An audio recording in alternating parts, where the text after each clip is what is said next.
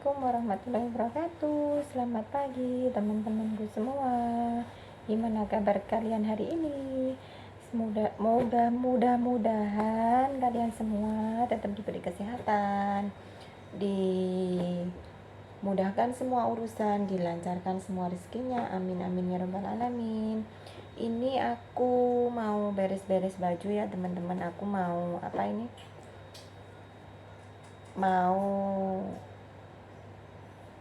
itu namanya memberesin baju musim panas ya, aku ganti ke musim dingin gitu. Soalnya bulan depan itu kan sudah mulai pakai baju panjang ya kalau anak sekolah gitu. Jadi ini aku sekalian beres-beres bajunya sekalian gitu, sambil aku sharing pengalaman aku kerja di Hong Kong dan kerja di Taiwan dulu seperti apa gitu ya, buat pengalaman juga gitu. Kalau ada mbak-mbaknya yang sudah mau proses ke Hong Kong ataupun Taiwan itu biar tahu walaupun sedikit ya, soalnya juga aku tuh pengalaman aku juga nggak banyak gitu kan. Aku juga gimana ya, di sini juga aku juga nggak pernah libur, aku nggak pernah kemana, jadi liburnya itu sama bos aku gitu. Jadi kalau yang di luar seperti apa itu aku memang nggak tahu gitu. Yang aku mau sharingkan di sini itu masalah pekerjaan dan masalah seperti kayak majikan, kayak hari-hari gimana gitu ya teman-teman. Dulu itu aku pernah ke Taiwan, itu lumayan lama ya teman-teman ya.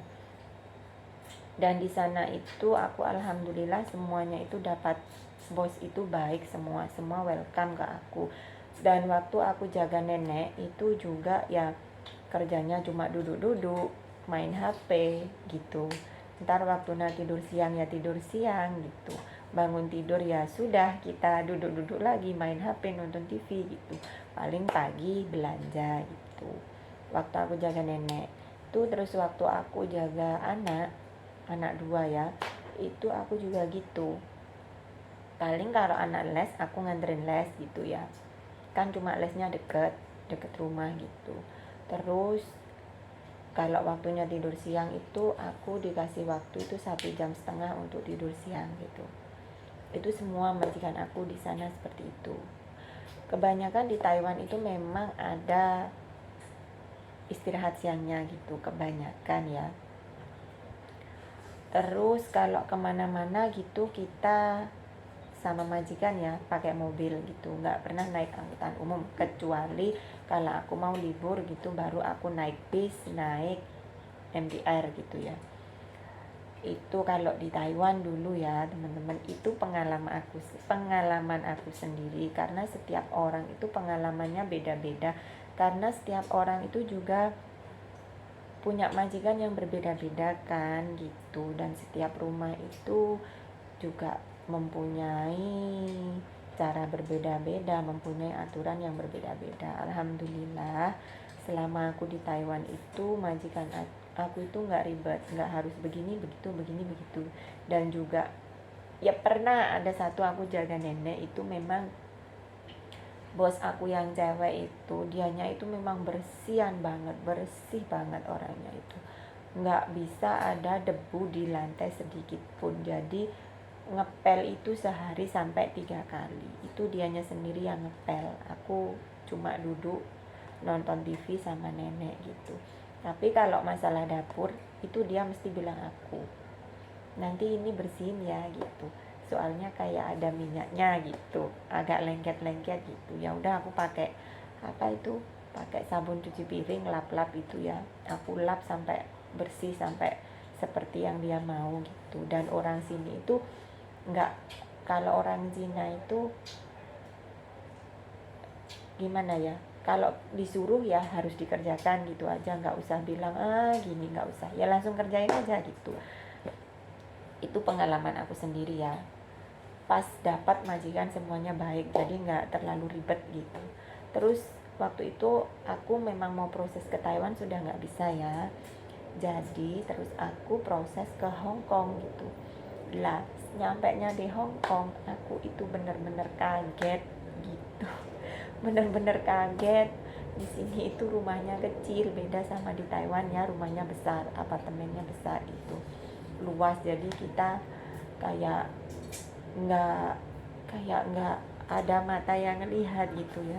Kalau di sini tuh rumahnya kecil, sudah ada CCTV-nya gitu. Kalau di sini kebanyakan itu semua itu ada CCTV, nggak ada yang kecuali kalau jaga nenek, terus kalau majikannya itu masa bodoh gitu, paling nggak ada CCTV-nya ya. Di rumah di sekarang tempat aku ini pun juga ada satu CCTV, cuman itu cuma buat mantau anaknya kalau merekanya itu keluar gitu.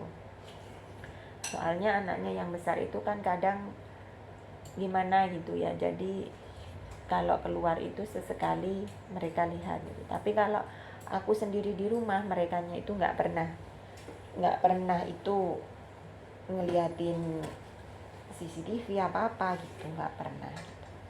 Dan kagetnya aku waktu nyampe di Hong Kong ini ya teman-teman, di sini itu kemana-mana itu harus pakai angkutan umum ya. Kalau angkutan umum sih menurut aku fine, nggak masalah ya. Tapi yang aku kagetkan pertama itu ya, kalau jarak 2-3 kilo itu masih bisa dengan jalan kaki ya, itu jalan, kadang itu jalan kaki sampai setengah jam lebih. Itu Masya Allah, aku 1 minggu di sini bangun tidur itu kaki aku tuh rasanya Masya Allah kayak nggak kuat berdiri, bener itu. Terus habis itu aku kagetnya itu diajak bos aku naik gunung ya. Aku kan nggak pernah ya gitu-gitu.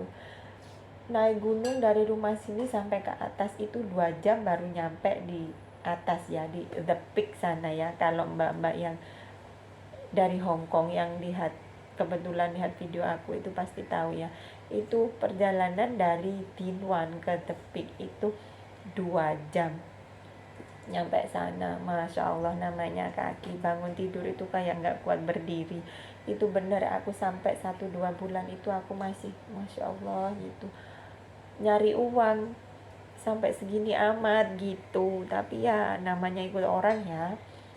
Tapi alhamdulillahnya majikan aku di sini itu juga baik semua. Dia itu juga welcome semua, nganggap aku itu seperti keluarga dan nggak membeda-bedakan, juga nggak ribet, juga nggak banyak bicara. Orangnya itu bukan tipe orang yang keras gitu. Jadi kalau ngomong itu masih mikir, takut akunya itu nanti tersinggung apa gimana gitu. Sukanya majikan aku ini ya itu. Dan terus kagetnya aku di sini gak ada istirahat tidurnya teman-teman.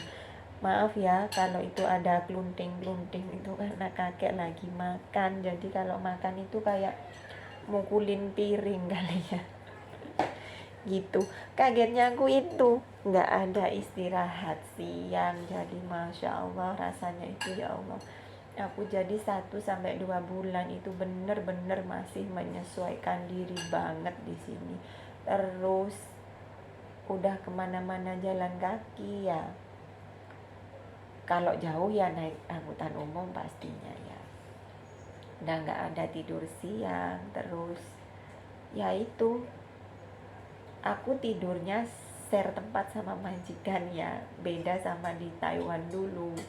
Di Taiwan dulu aku punya privacy room sendiri ya. Kalau di sini itu enggak teman-teman. Jadi pertama itu aku rasanya kayak apa aku bisa gitu. Soalnya ya di sini kamarnya cuma 2 ya. Yang kamar satu itu buat kakek, yang kamar satunya itu agak luas itu. Tapi di sebelah sini kamar buat tidur majikan aku ya. Yang sebelah sini itu, yang atas itu aku, yang bawah itu anak-anak gitu. Jadi pintu itu cuma satu gitu. Kalau kita bangun tidur malam mau maaf ya mau kencing apa gimana itu kan kayak nggak enak gitu. Buka kamar harus hati-hati itu, buka pintu maksud aku ya. Ya itu yang aku kagetin di sini ya. Tapi ya dengan berjalannya waktu ya udah, memang nggak ada tempat lagi, mau gimana gitu.